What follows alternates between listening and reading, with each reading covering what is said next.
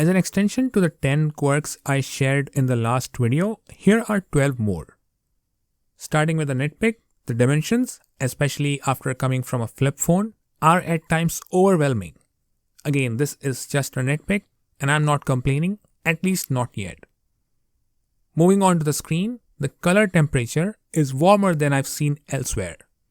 Thankfully, there is more than just that you can adjust to turn it to your liking.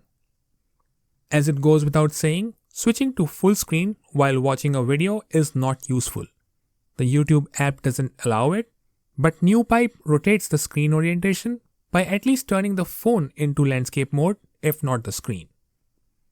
The screen isn't tall enough for split screen, but at least the keyboard doesn't show up messing with the split. This may or may not be useful to you. I've learned that you can kind of pair the keyboard backlight with the screen backlight by choosing the last option in the timeout settings. 3 of the buttons in the top row take the place of what would otherwise be the soft navigation buttons.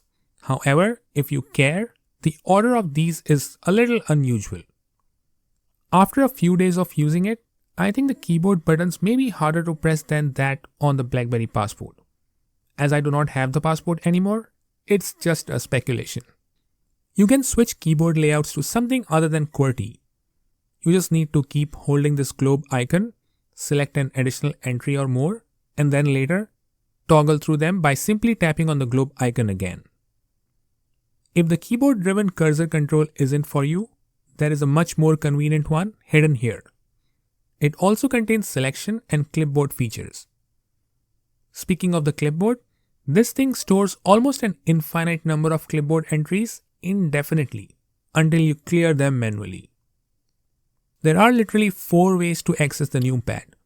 Apart from hitting the Alt key on the keyboard and using the alphabet keys, you can either use Sim key once to bring it up, or this key here and cycle through there if needed, or through a couple of tabs here for a calculator-like layout.